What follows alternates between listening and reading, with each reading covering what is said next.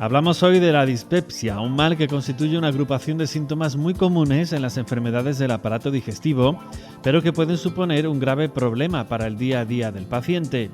Todos hemos sufrido en alguna ocasión estos síntomas, pero cuando se convierten en crónicos pueden suponer un problema más grave. Bienvenidos a La Salud es lo Primero. Pablo Herrera, médico especialista del aparato digestivo del Hospital de Écija. Bienvenido a La Salud es lo Primero, Pablo. Muchísimas gracias, igualmente. Hoy vamos a hablar de dispepsia, a ver si lo digo bien. Exacto. Que es una palabra muy rara, pero a lo mejor cuando empecemos a hablar de ella vamos a saber todos a qué nos referimos. Yo creo que la primera pregunta es obligada, Pablo. ¿Qué es la dispepsia?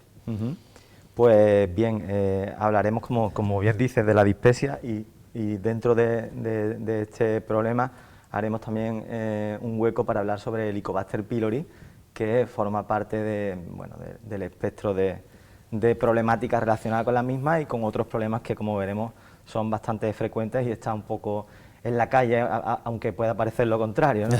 Y este nombre tan raro al que haces mención, dispepsia, como bien dices, pues hace referencia, si nos referimos a su origen etimológico, pues a un trastorno, que sería el sufijo dis, ¿no? Y a un problema relacionado concretamente con la digestión. De ahí viene la palabra dispepsia, ¿no?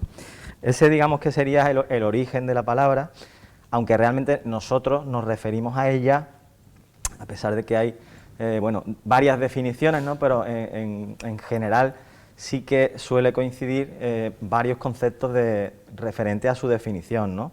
Y es que es un conjunto de síntomas que aparecen relacionados con un trastorno del área gastroduodenal, de la parte superior del aparato digestivo, y que, bien solos o bien agrupados, suelen aparecer de forma episódica, es decir, de forma eventual, o más frecuentemente de forma crónica, es decir, persistente en el tiempo, ya sea más o menos continuo o a modo de recurrencia, es decir, a modo de idas y venidas de la sintomatología, ¿no?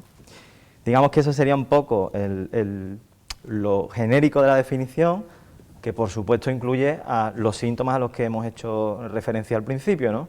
Y que son los que dan cuerpo a este problema de dispepsia.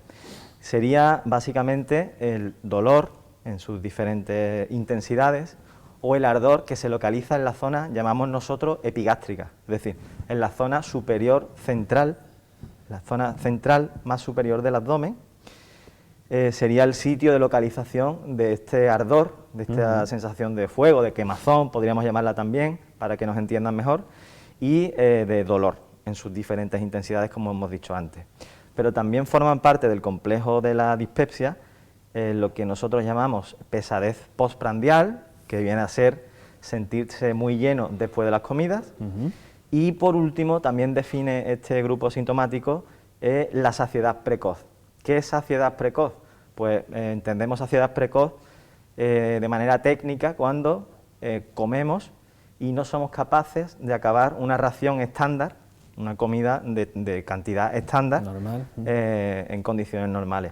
Digamos que tanto el dolor como el ardor en esa localización, la pesadez y la saciedad precoz serían los síntomas que dan verdaderamente cuerpo al complejo sintomático de la dispepsia. Es verdad que hay otros síntomas que también suelen ir de la mano de estos primeros, pero digamos que no serían imprescindibles. Estos primeros 4 síntomas, pues si no hay al menos uno de ellos, pues no estamos hablando de dispepsia, estaríamos hablando de otra cosa, ¿no? Y esos otros síntomas, que sí que es verdad que son bastante frecuentes que aparezcan, pues como hemos dicho, no son imprescindibles. ¿Cuáles son estos otros síntomas? Pues la pirosis, que es lo que popularmente se refiere en las personas como ardentía o quemazón en la zona retroesternal, es decir, en la zona del pecho, ya sea en la zona más baja o incluso en la zona cervical.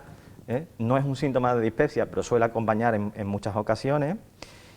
La hinchazón de la zona alta del abdomen, donde antes referíamos que había dolor o ardor, la sensación de hinchazón, estoy hinchado, me siento hinchado, suele ser después de las comidas esa hinchazón. Sí que suele ser bastante frecuente que aparezca este síntoma también, como el de los ardores, y también es relativamente habitual que los pacientes aquejen náuseas o incluso vómitos, ¿no? Esos serían junto con molestias más inespecíficas que los médicos hemos etiquetado como disconfort, esa palabra tan sofisticada, que viene a ser un poco, bueno, pues molestias que no se pueden definir como las anteriores, pero que el paciente pues, cuenta en la zona epigástrica o en la zona más baja del pecho, la zona más baja de la zona central del pecho, que pudiera estar relacionado o que suele en ocasiones ir de la mano de la sintomatología de dispepsia. Bueno, yo creo que con eso más o menos, ¿no? Tendríamos definido en qué se basa la dispepsia y qué síntomas nos podrían echar una mano en caso de que tengamos alguna duda o que quede un poco corto el diagnóstico de este problema sintomático, que no es una enfermedad realmente, es un conjunto de síntomas, ¿vale? No sé si... Sí, yo creo que ya nos queda claro lo que es el concepto y seguro que muchos de los que nos están viendo están familiarizados incluso con esos síntomas, porque es algo muy frecuente.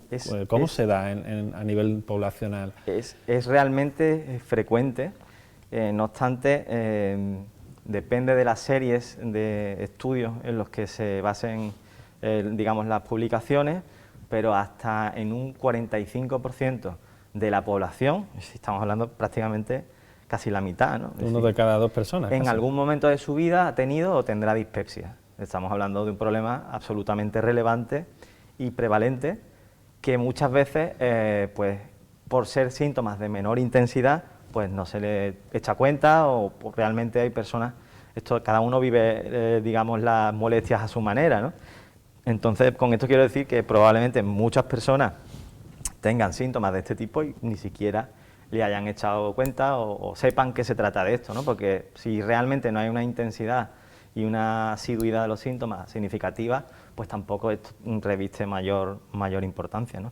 Antes, con respecto a la definición de dispepsia, que puede quedar un poco genérica, yo creo que más o menos queda acotada, ¿no? Digamos los límites, por decirlo así, pues siempre hay más herramientas que nos pueden ayudar a descartar que alguien que venga con síntomas parecidos o que a priori puedan parecer síntomas dispépticos, ¿no? De la dispepsia, pues no se deba realmente a esto y sea otro problema.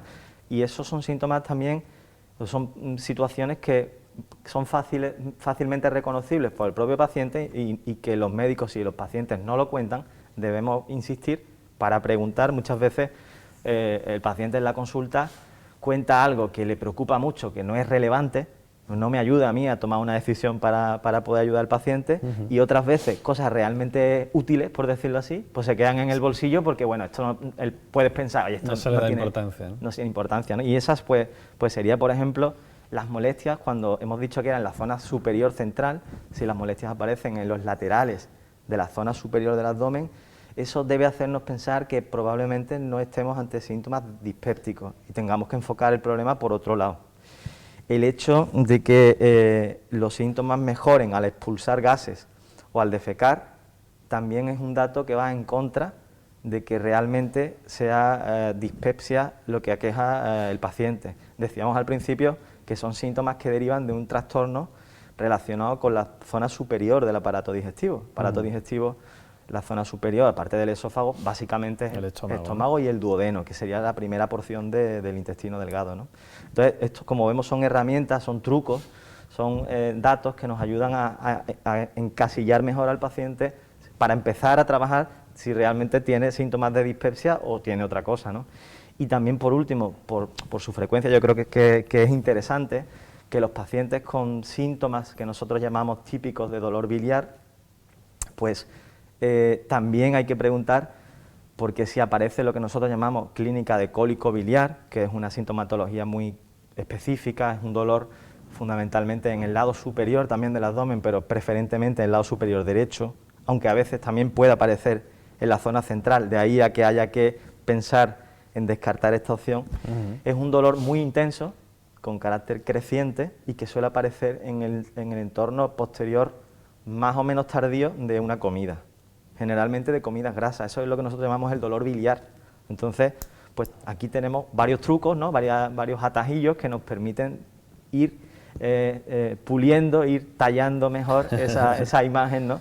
para llegar a donde queremos. Sí, porque tiene que ser complicado, porque al final supongo que en el aparato digestivo casi todos los síntomas se repetirán en muchas de las afecciones, ¿no? Muchísimas veces, y si eso es difícil en ese sentido, extraer al paciente lo que le pasa, o que el propio paciente sea capaz de utilizar las palabras adecuadas para, aunque sea en su... no hace falta una palabra técnica, porque el paciente no tiene por qué saber técnica, pero sí encontrar la forma de definir bien lo que le pasa, claro, porque eso me va a ayudar a mí a poder ayudarte a ti, ¿no?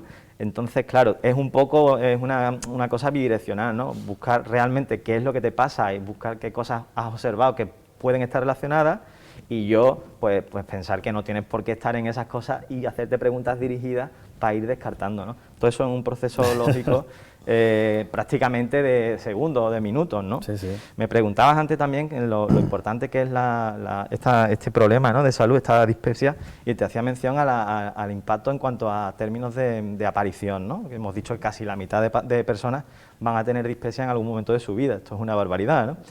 Pues claro, ¿esto qué supone? Supone costes de todo tipo, costes sanitarios en cuanto a recursos de consulta, de derivaciones médicas, repeticiones de consultas, porque son en muchos casos pacientes que tardan en ser bien etiquetados, o que aunque estén bien etiquetados los síntomas recurren, como hemos dicho al principio, y esto, bueno, tiene unos costes importantes de recursos sanitarios, costes directos de medicamentos, de pruebas, y esto a su vez va a suponer pues que el paciente perciba una calidad de vida en momentos pues deteriorada, que le haga bajar su rendimiento a nivel laboral, a nivel escolar, y el posible asentismo o baja productividad que pueda conllevar todo esto en la persona. Es decir, estamos ante un problema que es muy frecuente, y aunque a priori, ya veremos, no tiene un pronóstico grave de entrada, en la mayoría de los casos no lo tiene, pero que sí que puede lastrar un poco el día a día de las personas, ¿no? Entonces, creo que este punto de partida de qué es lo que es y hasta qué punto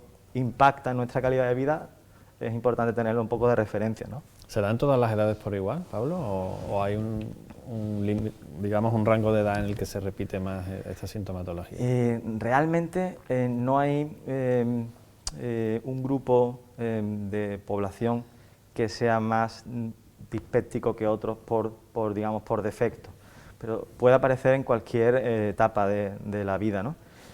Sí que es verdad que depende de qué subtipos de dispepsia, que ahora lo veremos, sí es más frecuente que aparezcan en el sexo femenino, en una edad media, y con unos hábitos pues que no sean los más adecuados posibles. Pero esto es solamente un grupo. Hay otro grupo de personas que no comparten estos factores y que tienen otras edades que pueden ser edades más avanzadas o incluso en niños, ¿no? También, ¿no?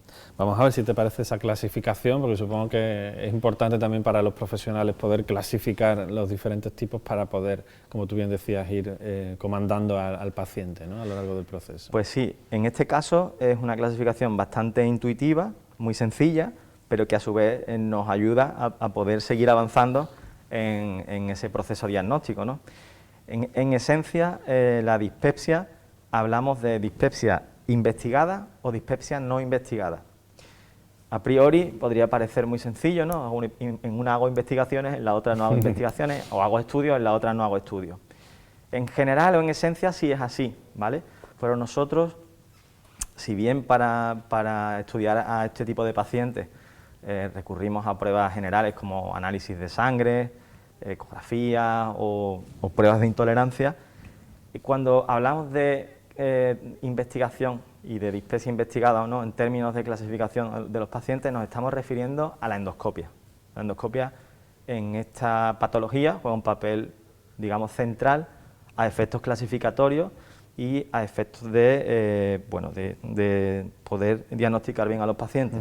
Pero en lo que nos trae, que es la clasificación, hablaríamos de una dispepsia no investigada cuando, más allá de que se haya podido realizar alguna prueba, no se ha hecho una endoscopia, y dispepsia investigada cuando al menos, aunque probablemente se hayan hecho otras pruebas, o antes o después de la misma, pero al menos se ha hecho una endoscopia. Endoscopia sí, endoscopia no, investigada o no investigada. En la dispepsia investigada, en la que tenemos una endoscopia, pues hablamos de una dispepsia secundarias, es decir, hay una causa que explica la dispepsia y la conocemos porque hemos llegado al diagnóstico de esa causa a través de las pruebas, dispepsia secundaria, como decía, u orgánica, y la otra parte es la dispepsia funcional, y eso en esencia es que no sabemos lo que pasa. Lo que pasa ahí, ¿no? No sabemos cuál es la causa que provoca la dispepsia. Esto, en términos clasificatorios, pues sería un poco cómo manejamos este problema, ¿no? En la dispepsia funcional es, como hemos dicho antes, en la clasificación absolutamente imprescindible que tengamos al menos una endoscopia para poder clasificar al paciente dentro de esta categoría diagnóstica. Más adelante veremos el porqué. ¿Vale? Bueno, tenemos esas dos principales, podemos decir, dentro de la investigada, ¿no? Las orgánicas o secundarias y en las funcionales en este caso, ¿no? ¿Cuáles son las causas, por ejemplo, de esa primera clasificación, de esas secundarias o orgánicas? Bien, pues las causas en general de la dispepsia, como hemos dicho, atendiendo a la clasificación que acabamos de ver, en primer lugar tendríamos a la dispepsia funcional, a la que no conocemos la causa, a la que no llegamos a saber por qué el paciente tiene dispepsia. Es lo más frecuente que suceda cuando investigamos a un paciente con dispepsia. O sea, que eso es lo normal, digamos, ¿no? Lo más habitual. 6 de cada 4 pacientes con síntomas dispépticos realmente tienen una dispepsia funcional. Tú me dirás, ¿que no sabéis lo que tiene? Efectivamente. Efectivamente. Pero sí sabemos lo que no tiene, lo cual es muy importante, como veremos a continuación, con el resto de causas. Entonces, si la dispepsia funcional juega el papel fundamental en cuanto a la más frecuente, el otro porcentaje restante del 100%, el 40%, son las dispepsias orgánicas, es decir, que se deben a un trastorno de algún órgano, o mejor, me gusta a mí más una dispepsia secundaria, porque puede ser un problema de algún órgano, un trastorno metabólico, un problema más sistémico general, en definitiva, una causa concreta de cualquier índole que explique la dispepsia. Y esto supone el 40% de los casos del total de las dispepsias. Pero a su vez, dentro de esta parte de dispepsia secundaria, lo más frecuente son patologías que o bien son patologías banales en el sentido de que pueden manejarse, pueden tratarse y pueden solucionarse, o al menos controlarse y que no vaya más, suponen realmente la mayoría dentro de este subgrupo de dispepsias con causa, por decirlo así, de dispepsias secundarias. Y entre estas causas más frecuentes de este subgrupo está la enfermedad por reflujo gastroesofágico, el reflujo, que todo el mundo conocemos, ¿vale? La úlcera del estómago o del duodeno, y la úlcera y en general toda la patología relacionada con el ácido, y la infección por Helicobacter pylori. Digamos que estas tres serían las principales causas de dispepsia con causa conocida. También hay una serie de medicamentos que podrían explicar en un porcentaje importante de este subgrupo que el paciente empiece a tener síntomas dispépticos, medicamentos que casi por lo general en su mayoría son o la aspirina o los antiinflamatorios, el ibuprofeno, el diclofenaco, el enantium, en fin, un largo etcétera de medicamentos antiinflamatorios que hay que preguntar también en la consulta para ver si a lo mejor el paciente que viene a la consulta de atención primaria por primera vez está tomando antiinflamatorios porque tiene un problema en el codo y lo ha tomado más de la cuenta, unas dosis mayores, o simplemente es un poco más sensible, ¿no?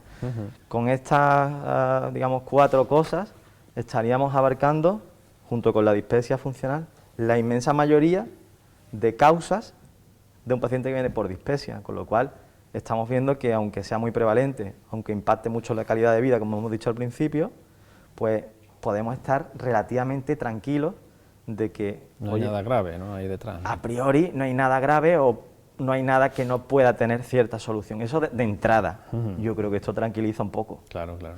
Pero igualmente que hay esas causas, pues hay otras que sí que podrían poner un poco en jaque nuestro organismo y que podrían ser fatales en algunos casos, como el cáncer de esófago y de estómago principalmente, que junto con otros cánceres en vísceras que están en la zona superior del abdomen, como es el páncreas y el hígado, podrían ser causas de dispepsia secundaria, ¿vale? Digamos que esto sería dentro de otras causas menos frecuentes, lo más grave y por tanto lo más relevante de diagnosticar para que no se pase y podamos tener un diagnóstico lo más precoz posible y poder ofrecer soluciones o paliar en cuando la solución no es posible, ¿no? Por lo menos cuanto antes mejor, ¿no? En Claro, este tipo de casos. Eso es. Entonces, pues bueno, hay una lista importante de otras causas que hay que descartar cuando investigamos a un paciente por dispepsia, que por su menor frecuencia de entrada debe preocuparnos menos a priori en términos generales, es decir, cuando consideramos globalmente a todo el mundo, que ya veremos que depende un poco de la edad o de algunas circunstancias, pues podemos orientarnos más hacia estos otros diagnósticos. Hay que tener un alto grado de sospecha, pero sí que, bueno, que es algo que debemos conocer, que eso está ahí, al igual que pancreatitis crónica, problemas relacionados con un mal funcionamiento del estómago en pacientes con diabetes. La diabetes es una enfermedad relativamente prevalente y puede provocar también dispepsia por un mal funcionamiento del estómago, y otras enfermedades también conocidas en el ámbito del digestivo, como es la enfermedad de Crohn o la enfermedad celíaca, entre otros problemas, ¿no? Yo creo que básicamente tenemos una radiografía general de las posibilidades más habituales que pueden explicar que un paciente presente dispepsia. Estas son las que menos nos gustan, las poco frecuentes, que esperemos que se den lo mínimo posible, ¿no? Afortunadamente. ¿Tienen también las funcionales causas frecuentes y no frecuentes en este caso? ¿O? Bueno, como decíamos al principio, la funcional es igual a decir que no sabemos qué pasa, ¿no? Es decir, no sabemos qué pasa después de haber investigado, lógicamente. Pues realmente, como decíamos, no sabemos qué pasa porque no hay una causa o un conjunto de causas conocidas a ciencia cierta que puedan explicar el proceso fisiopatológico de la dispepsia. Pero, sin embargo, sí se sabe que hay múltiples factores, a través de estudios, a través de propuestas de causalidad, a través de, bueno, de la investigación, porque al ser tan prevalente, pues como se comprenderá fácilmente, es un problema que se estudia, entre otras cosas, para buscar dianas terapéuticas, ¿no? Tratamientos y bueno, intentar solucionarlo, ¿no? Se proponen causas de todo tipo, causas de que el estómago, la zona de estómago y duodeno, tenga un trastorno de la movilidad, esto que puede parecer una movilidad, el estómago en su composición, el tubo digestivo en general, digamos que sería una superposición de capas, unas encima de otras, como una milhoja, en la que la más interna es la mucosa, nosotros la llamamos mucosa, y más profundamente tiene una capa de músculo que es involuntario, no podemos nosotros controlar, pero que es fundamental para que el alimento, el bolo alimentario, pueda avanzar hacia el intestino y pueda moverse, ¿no? Entonces, un trastorno de esta motilidad, que se llama, de este trastorno motor del tubo digestivo, podría explicar en parte el problema de esta dispepsia funcional.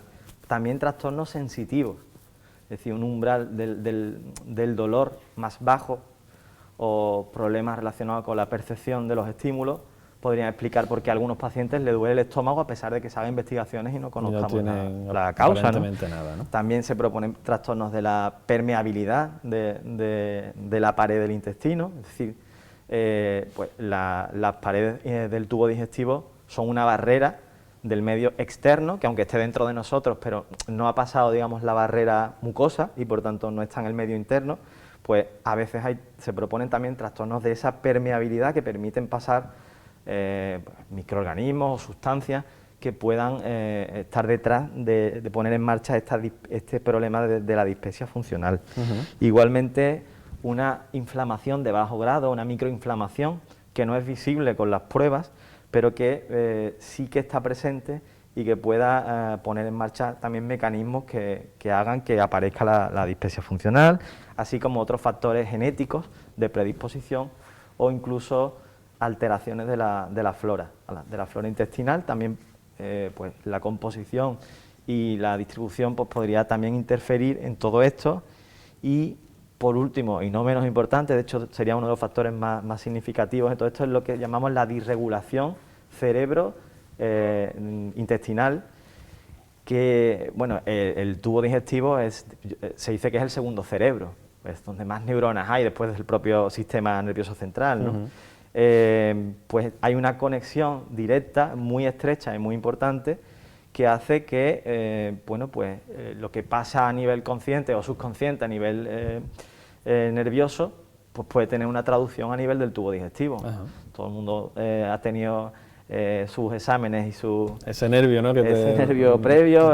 Que te da el vómito, la ganas de vomitar. O la diarrea, en algún caso, también, ¿no? Entonces, esto también es una de las teorías que propone como otro factor, como otro cofactor que puedan explicar. Entonces, como vemos, tenemos múltiples factores que pueden ser corresponsables en mayor o menor grado de que aparezca este problema, que es la dispepsia funcional, que no sabemos la causa a pesar de su investigación, pero que hay una serie de teorías. No sabemos si dentro de 5, 10, 15 años esto podrá esclarecerse mejor y podremos comprender mejor este problema.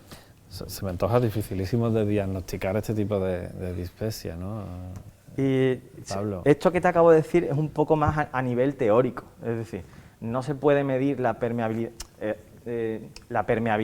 del tubo digestivo en la práctica clínica diaria, no se puede hacer determinaciones genéticas para ver cómo eres tú con respecto a esto. Todo esto es a nivel... Esa sensibilidad del paciente tampoco se puede medir. Claro, no hay herramientas útiles ni que estén disponibles para este tipo de cosas, porque, entre otras cosas, no deja de ser teorización sobre causas de un problema, ¿no?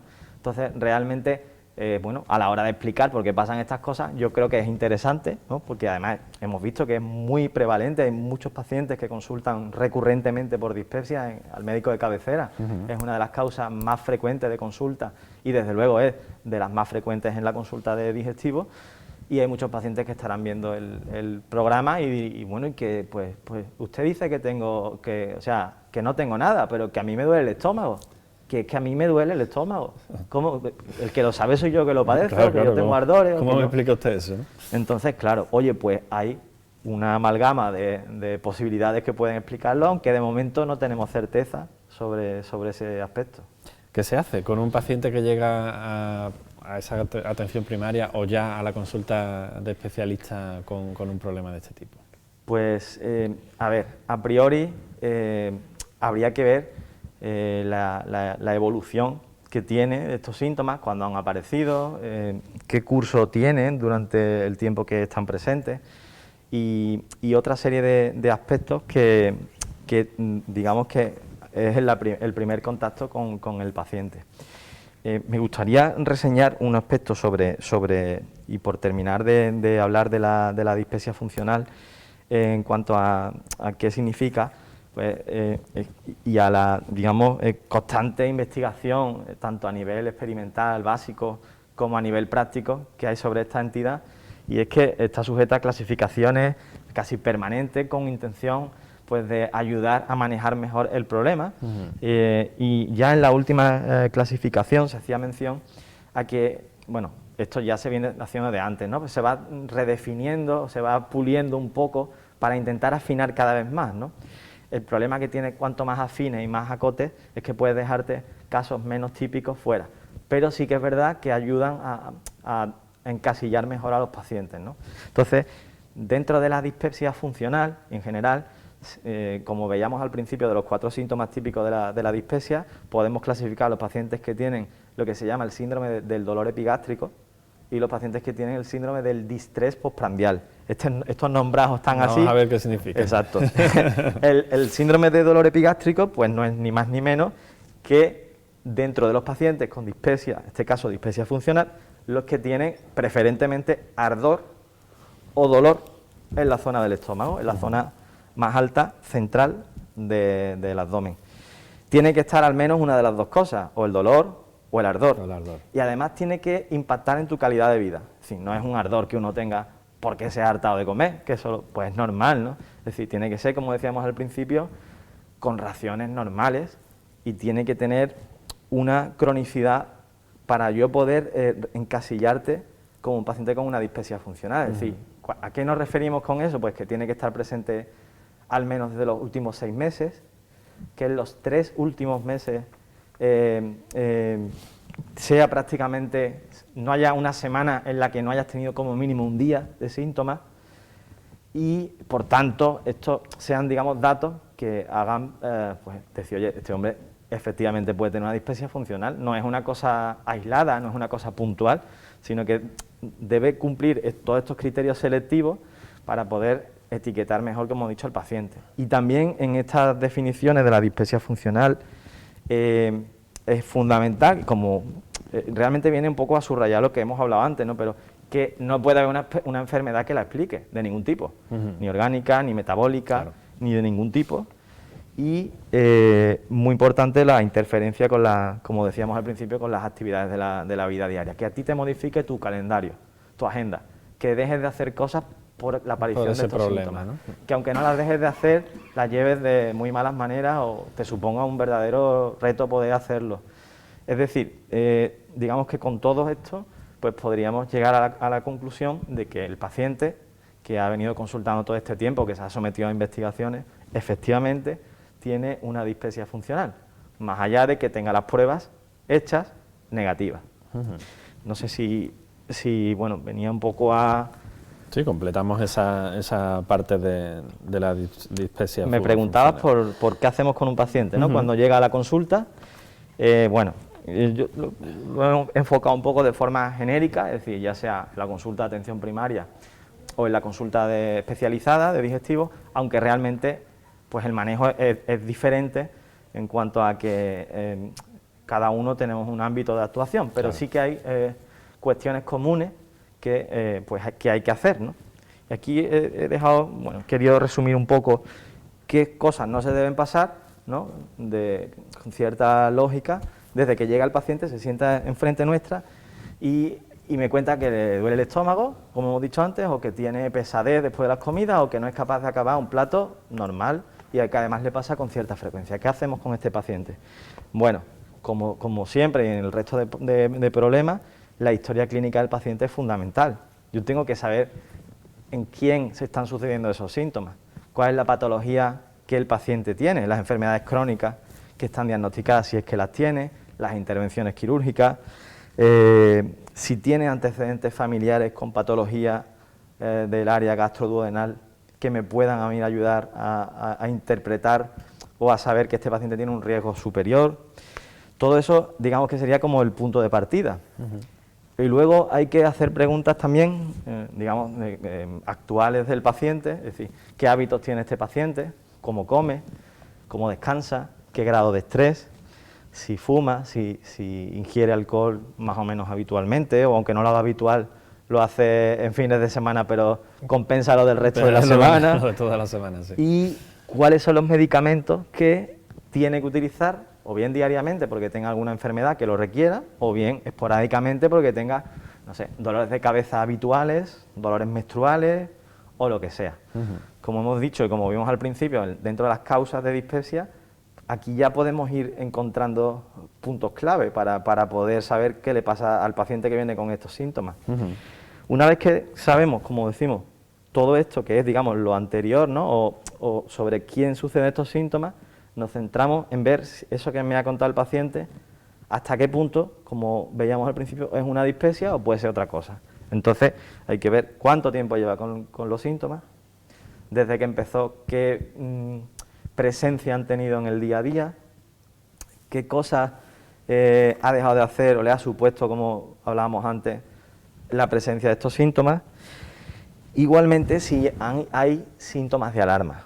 Síntomas de alarma, que ahora, si quieres, hablaremos específicamente de ellos, pero sí que forma parte de la investigación en la consulta, de la entrevista a la consulta, que tenemos que aclarar, bien porque el paciente lo cuente, o si no lo cuenta, porque nosotros lo busquemos expresamente. Igualmente, tenemos que saber si el paciente se ha sometido a alguna prueba relacionada con el proceso diagnóstico de la dispepsia, una endoscopia u otra, y cuándo se ha hecho, porque también nos puede ayudar. A lo mejor es un paciente diagnosticado con dispepsia funcional que acude de nuevo a la consulta porque no está satisfecho con su diagnóstico, porque no tiene un tratamiento correcto o porque el tratamiento que le iba bien ha dejado de irle. Eso también cuenta, también nos ayuda mucho. Claro. Igual que no se nos puede pasar, después de toda esta batería de ítems, ¿no?, que tenemos que hacer con el paciente, explorar el paciente. En algunos pacientes es más importante que en otros, pero explorar al paciente nos puede dar también las claves y la presencia de lo que te comentaba hace un momento, de esos síntomas de alarma que nos alarman en este proceso, a decir, este paciente puede que no sea del gran grupo de pacientes que no tiene ningún problema como porcentualmente es lo más frecuente.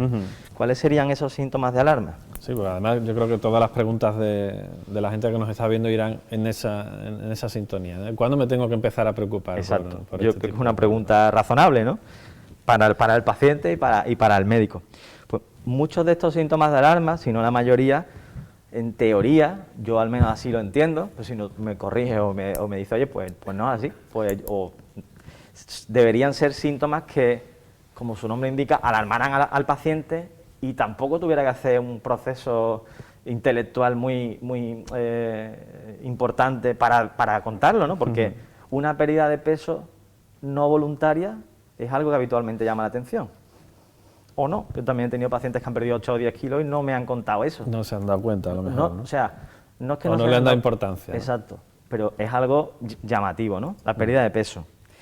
La hemorragia, una hemorragia por el aparato digestivo. Eso sí alarma a cualquiera.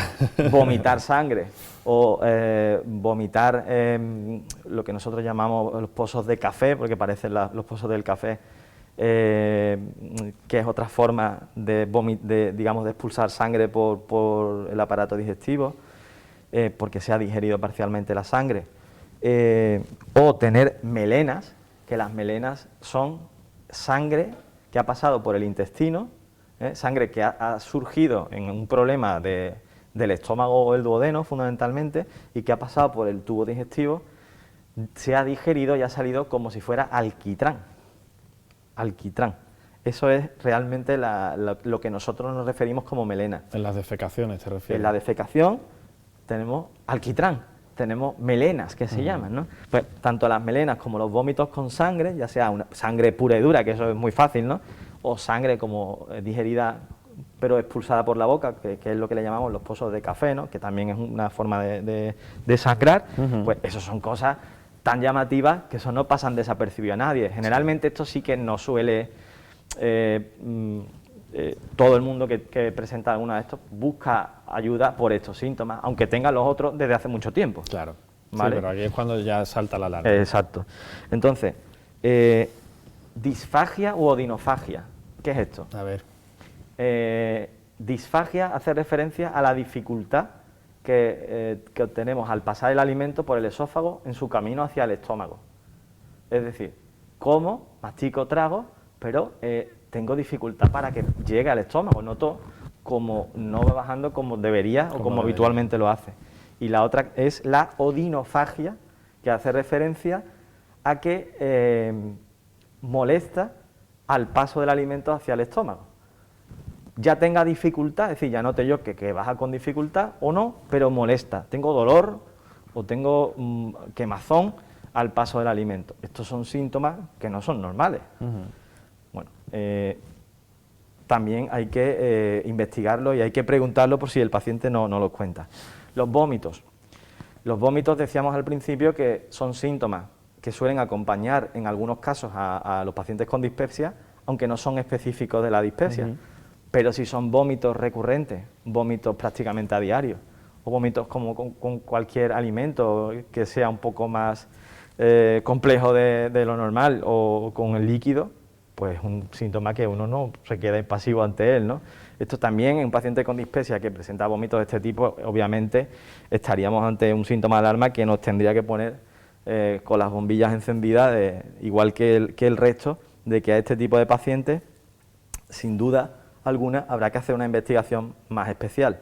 Igual que si en la exploración que hablábamos al principio de qué hacemos con el paciente, notamos un bulto, una masa que llamamos nosotros, pues esto es anormal y también hay que someter a exploraciones invasivas al paciente, o si el paciente está amarillo, tiene los ojos amarillos como un chino, o tiene ganglios linfáticos, que son como nódulos que pueden aparecer generalmente en las axilas, en el cuello o en cualquier parte del cuerpo, que en la exploración llegamos nosotros a poder diagnosticarlo. Todo este complejo, digamos, de síntomas o de signos, los signos son lo que nosotros podemos ver, los síntomas es lo que tú me cuentas a mí, pero tanto una cosa como otra, si aparecen a este paciente, hay que decir, este paciente hay que hacer una investigación especial porque hay que descartar esas causas que no nos gustaban antes al principio que vimos de la dispepsia.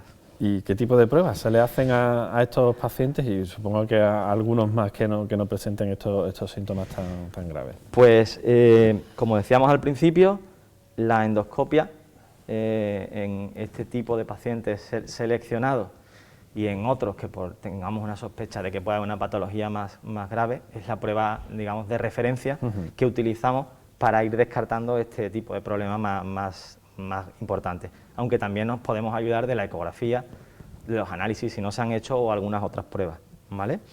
Entonces, las decisiones las vamos a tomar con básicamente tres cuestiones. Una, que hasta ahora no había entrado en escena, pero que yo le aporto, que es la edad del paciente. Como decíamos al principio, puede aparecer en cualquier paciente, pero hay un subgrupo de pacientes que tienen un mayor riesgo de que aparezcan problemas graves. Ajá. A partir de 55 años, digamos que rompemos esa barrera y ya somos sospechosos de entrada. 55 años. Ya tenemos papeletas, ¿no? Que la anamnesis, que la entrevista que hayamos tenido con el paciente y la exploración hayamos descubierto algo pues que nos oriente a tomar esta o aquella decisión en cuanto a esta o aquella prueba. Y, por supuesto, que haya síntomas de alarma.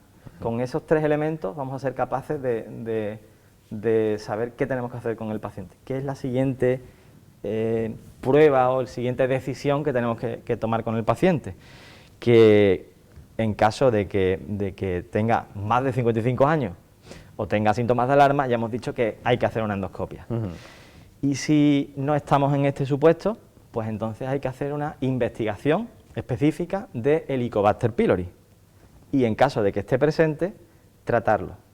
Que vamos a ver qué es eso, Pablo, el Helicobacter pylori, que tiene un nombre así también un poco raro, pero no es tan complicado. No, la verdad es que no, es más la palabra que otra cosa.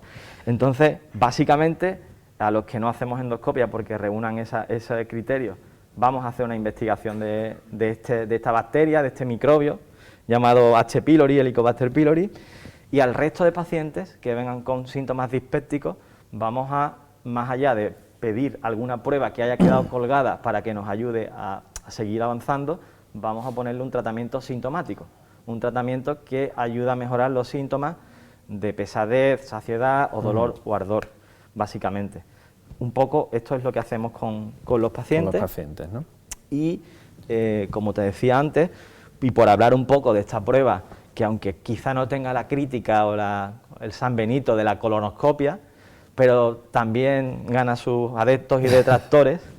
Hay mucho miedo, sí, a hacérsela. En esencia es lo mismo, en el sentido de que es una visualización del interior del tubo digestivo. En este caso, la porción que vemos es el esófago, el estómago y el duodeno, que digamos son las tres porciones que esta prueba nos permite estudiar, que como decíamos antes era donde asentaba el problema de la dispepsia, y para ello utilizamos un tubo flexible que está dotado de un sistema de iluminación para vernos, por dentro estamos a oscuras, por dentro tenemos problemas con la electricidad. No somos transparentes todavía. Y un sistema de óptica que nos permite tomar imágenes a tiempo real, hacer fotos y poder documentar el estudio para tenerlo guardado y poder comparar en el futuro. Además, este sistema, este dispositivo flexible, tiene una serie de canales dentro a lo largo de toda su longitud que permite meter instrumental a su través para que podamos o bien tomar muestras, lo que le llamamos nosotros biopsias, o bien realizar diversos tratamientos endoscópicos, es decir, quemar vasos sanguíneos, quitar un pólipo es como una especie de champiñón o una verruguita, pues todo eso podemos hacerlo a través de la endoscopia. ¿Qué se requiere para hacer la endoscopia? Pues básicamente que el paciente esté en ayunas, que esté todo lo tranquilo que pueda, porque eso ayuda mucho. Eso es un poco más complicado. Bueno, nosotros lo ayudamos con la sedación que administramos, que va adaptándose un poco a las características del paciente. Hay casos en los que hay que hacer una sedación profunda, una anestesia, pero normalmente con anestésicos para dormir la garganta, un spray como cuando vamos al dentista, pero para dormir la garganta, y que el roce del tubo por la garganta no sea moleste demasiado, no sea molesto, incómodo, y la sedación que te comentaba antes suele ser suficiente, el paciente lo tolera bien, es una prueba rápida, que en 5 o 6 minutos está hecha, es una prueba relativamente sencilla, en manos de personas que nos dedicamos a esto, y tiene unos márgenes de seguridad muy altos. Es decir, nos ofrece, por tanto, como decía al principio, una serie de ventajas que, bueno, que hacen que sea una prueba central, si bien no deja de ser una prueba invasiva, lógicamente, y costosa, que requiere una serie de recursos, de personal, de instrumental, y por eso no todo el mundo, y ahí viene un poco lo que quería transmitir, no todo el mundo que tiene dispepsia tiene por qué someterse a una endoscopia, y si no lo hace no estaría siendo mal atendido, simplemente nos reúne las características para que se haga esta exploración. Esta prueba, ¿no? Quería un poco quitar ese San Benito, aunque tampoco parezca que es ahora como tomarse una pastilla Juanola, ¿no? No, claro, pero un poco será también la demanda, ¿no?, de estos pacientes, ¿no? Oye, a mí, ¿por qué no? Sobre todo pacientes que recurren, pero bueno, en ciertos casos está claro que es absolutamente imprescindible la realización de esta prueba, que tiene pues, diversas designaciones: endoscopia oral, porque se introduce por la boca, esófago gastro duodenoscopia, porque ve esas 3 porciones del estómago, y nosotros en la mayoría de las ocasiones simplificamos llamándola gastroscopia, que es como me gusta llamar a esta prueba. Muy bien. Una vez diagnosticado el problema, Pablo, ¿cuál es el tratamiento principal? Hemos dicho que son síntomas principalmente, que tampoco... Claro, sí, los síntomas son la manera en la que o la dispepsia funcional se expresa, o en la que un problema más serio o menos serio se manifiesta. Es la manera en la que protesta, por decirlo así, el cuerpo. Entonces, hay un tratamiento para mejorar estos síntomas, independientemente de cuál sea la causa que los provoca, y hay también un tratamiento para tratar la causa que ha provocado este problema. Dentro del tratamiento sintomático, pues hay medidas generales, pues que son básicamente corregir aquellos factores que veíamos al principio cuando encaramos a un paciente con estos síntomas, que teníamos que ir investigando. Pues ordenar un poco las comidas, siempre se recomienda hacer una comida más espaciada a lo largo del día, de menor cantidad. Si el paciente fuma o bebe alcohol, es importante que lo reduzca o lo anule, porque son tóxicos que van a favorecer su eliminación, la mejoría de los síntomas.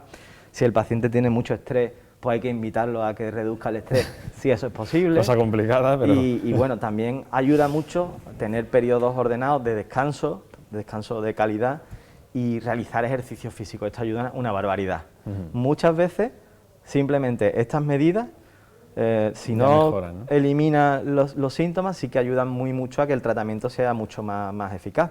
Y luego, en cuanto al tratamiento farmacológico, a los medicamentos que usamos para esto, básicamente tenemos, digamos, 2 grupos de tratamiento que también van a ir enfocados a ofrecerlos dependiendo de cuáles son los síntomas del paciente. O sea, aunque veíamos que eran 4 los síntomas que definía la dispepsia, casi que se agrupaban, como dijimos antes, en 2 grupos, ¿no? El grupo del dolor y el ardor, y el grupo de la pesadez y la saciedad precoz. Pues dependiendo predomine una cosa o la otra, vamos a ofrecer un grupo de medicamentos u otro.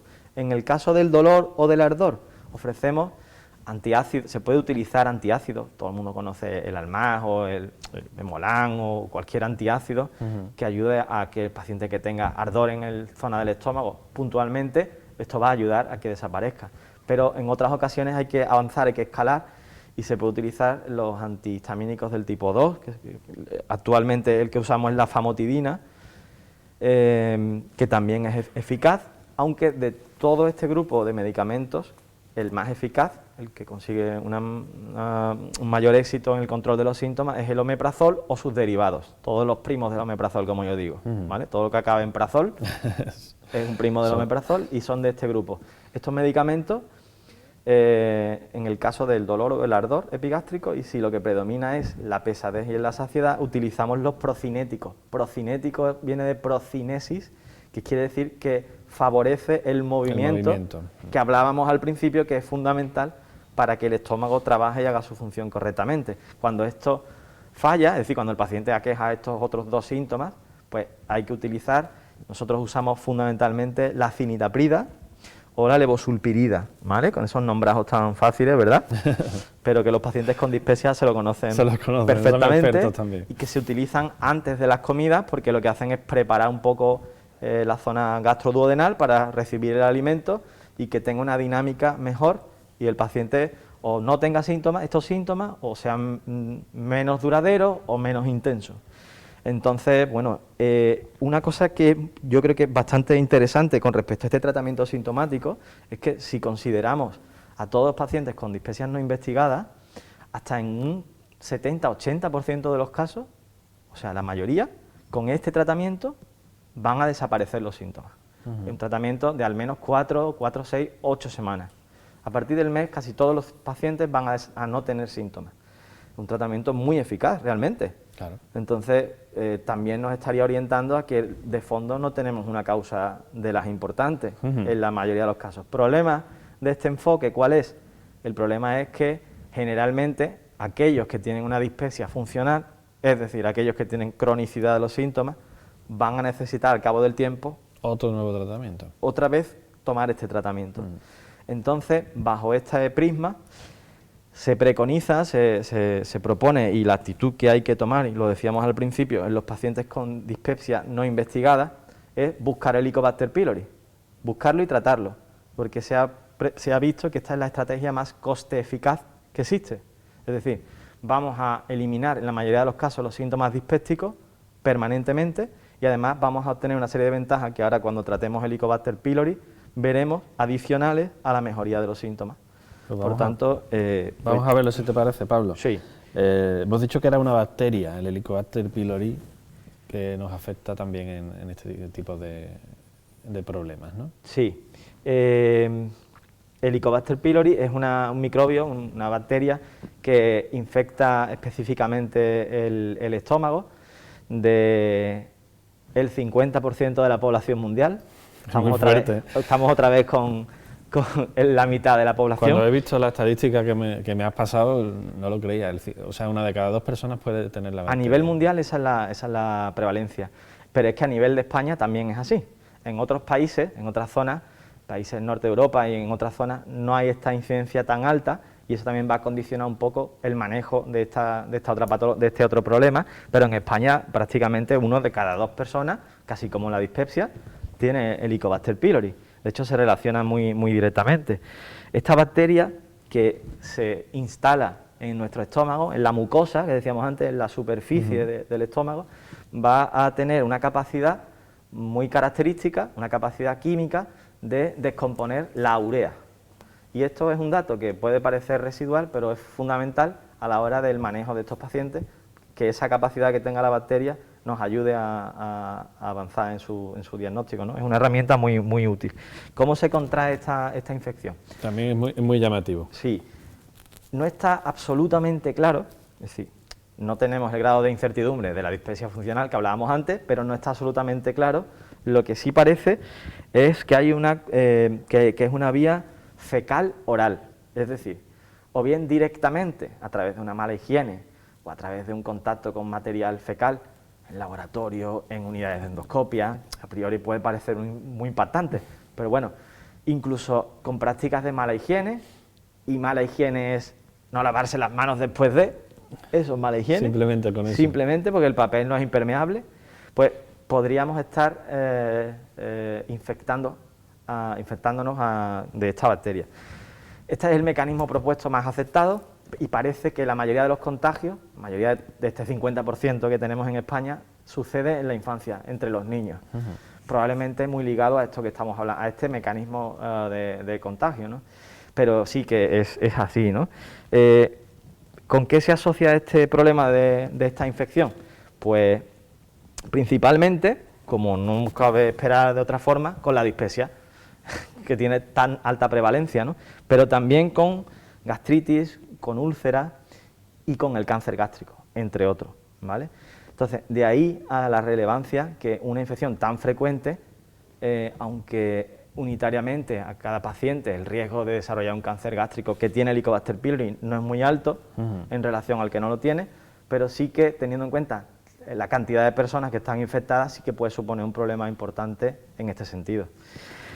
No sé si te contesto a la pregunta. Totalmente. Yo creo que además muchas de las personas que nos están viendo no tenían ni idea de que existía esta bacteria y de que la tenemos o la podemos tener prácticamente todos, desde que somos niños además, es curioso. Vamos terminando, Pablo, no sé si alguna idea que se nos haya quedado en el tintero, algún resumen que queramos hacer de todo este tema de la dispepsia que hemos hablado. Si me das un minuto, te comento 2 ideas de Helicobacter que creo que no deben quedarse atrás y hacemos un resumen, ¿no?, a modo de conclusión. A lo que decías hace un momento de que es muy prevalente, muy importante y que muchas personas no lo saben, seguro que no, lo que sí es importante saber es que la inmensa mayoría de pacientes van a tener un curso asintomático, ¿vale? Esto que está tan de moda con el COVID es asintomático la mayoría de las veces, ¿vale? No obstante, hay una serie de escenarios clínicos en los que es absolutamente necesario hacer una búsqueda dirigida de esta bacteria para, en caso de encontrarla, tratarla. Y esta, pues aparte de la dispepsia, como hablábamos antes, pues son la úlcera gastroduodenal y pacientes con una serie de patologías que, bueno, que pasaremos un poco de largo, pero que sí que están ahí y que cuando esas patologías están presentes hay que hacer una búsqueda activa de Helicobacter. Tenemos varios métodos para investigarlo, los invasivos que requieren de endoscopia y los no invasivos que no hacen falta una endoscopia. El método no invasivo, que es el que solemos utilizar de referencia, es el que nosotros llamamos test de aliento, que en base también a esa reacción que hablábamos hace un momento de la urea de la bacteria, nos permite obtener en el aire que expiramos, es decir, en unos tubos que soplamos, la presencia de un dióxido de carbono que ha sido previamente marcado con la urea. Entonces, es una prueba muy sencilla que nos ayuda, sin hacer ningún tipo de invasividad en el paciente, de saber si está infectado. Y esa es la prueba que usamos preferentemente para diagnosticarla, aunque recientemente, o de un tiempo a esta parte, hay una prueba en las heces que nos ayuda a saber con la misma fiabilidad, si se dan una serie de circunstancias, que el paciente está infectado de Helicobacter pylori. Por terminar, con respecto al tratamiento, es muy importante, todos los pacientes que escuchen estas charlas y que hayan tenido un tratamiento previo o que lo puedan tener en el futuro, que no estamos locos los médicos que tratamos a Helicobacter pylori en cuanto a la cantidad de medicamentos y a las dosis que se tienen que utilizar, que debido a la resistencia que esta bacteria tiene, requiere. Es decir, es tan resistente que hay que tratar con muchos antibióticos. Son dosis altas generalmente. Y durante 10-14 días. Estas son las pautas estándar que tenemos, varios tipos de tratamientos que nos ayudan a conseguir la eliminación del Helicobacter. Actualmente hasta el 90% de los casos, el 90% de los casos que tratamos es la eficacia que se le pide y que presentan las distintas pautas de tratamiento antibiótico que incluyen varios antibióticos, como te decía. Y esto ocurre si lo hacemos entero. Si no lo hacemos entero, la eficacia ya no es la que conocemos. Menor, por tanto, pacientes con Helicobacter pylori hay que hacer el tratamiento completo. Esto realmente es así y si se hace correctamente, aunque tenga algunos efectos adversos pasajeros, va a ayudar a eliminar este problema que, como vemos, no es un problema baladí. Bueno, aquí simplemente eran diferentes pautas de erradicación que no vienen al caso y como ventajas adicionales es que si eliminamos Helicobacter pylori, la úlcera tanto de estómago como de duodeno no necesitará más protectores gástricos y por tanto podemos prescindir de este otro nuevo demonio reciente que se ha imputado al protector, que realmente no es tan así, pero bueno, podríamos prescindir del uso del protector. Incluso no habría riesgo de que las úlceras que hubieran sangrado, si eliminamos esta bacteria, volvieran a provocar un sangrado del tubo digestivo. Es decir, realmente lo que quiero transmitir muy importante, es que entonces, es relevante en una serie de casos su investigación y que si lo detectamos hay que tratarlo y una vez tratado tenemos que asegurarnos también con la misma prueba de soplar que ha sido eliminado. Por curiosidad, ¿se conoce desde hace mucho la existencia de esta bacteria? Porque yo la acabo de conocer, bueno, ayer cuando preparaba el programa de hoy. ¿Te saludó o qué? Sí, tiene varias décadas de conocimiento. Esto fue una revolución absoluta realmente de todo lo que es la patología ulcerosa del estómago y el duodeno, porque antes había muchas operaciones de úlceras, muchas cirugías y muchas complicaciones por las úlceras. Prácticamente hoy en día no se ven úlceras. Sí, es cierto que no se ven úlceras y eso podemos deberlo a dos hitos. Uno, el denostado omeprazol, ¿vale? Y dos, la presencia, el conocimiento y la investigación sobre Helicobacter pylori y todo el arsenal de tratamientos que con cada vez más exigencia le pedimos para evitar esa resistencia que nos den un problema en el futuro. Actualmente lo tenemos bastante controlado y bueno, es un problema que es relativamente fácil detectar y tratar, y si se hace correctamente, eliminar, y con ello estaríamos eliminando pues una serie de situaciones graves que podrían poner en peligro la salud. Ahora sí que finalizamos. Pablo, última idea, o último resumen que queramos hacer para que a la gente le quede claro. Básicamente que no debemos perder de vista que los pacientes que presenten dispepsia, sobre todo de manera recurrente, y que no hayan consultado nunca al médico de cabecera o al médico, deben consultar por estos síntomas para que en ellos se haga una aproximación si realmente tienen importancia o si no la tienen, que probablemente no la tendrá, y que si la tienen y hay que mandarlo a la consulta especializada, que tengan tranquilidad de que no vamos a hacerle ningún tipo de cosa que sea especialmente desagradable, y que si procede pues harán las pruebas pertinentes, y si se ponen los tratamientos, en el caso del pylori, por ponerte un ejemplo, pues y se cumplen, pues que podremos solucionar una gran parte de este tipo de problemas, o al menos controlarlos como se merece, para que pueda tener uno una calidad de vida lo mejor posible. Pablo Herrera, muchísimas gracias. Me ha quedado clarísimo, he aprendido muchísimo en el programa de hoy. Aprendo siempre con todos vosotros, pero hoy especialmente era un tema que desconocía mucho y hemos aprendido mucho todos. Muchas gracias. Muchas gracias a vosotros también por la difusión, y siento haberme extendido. Si ha sido así, he tratado de resumir lo más posible, pero muchas veces se nos va temas apasionantes, por lo menos desde el punto de vista, y simplemente reiterar el agradecimiento, y estamos para lo que necesitéis. Muchísimas gracias, Pablo. Hasta la próxima. Muchas gracias.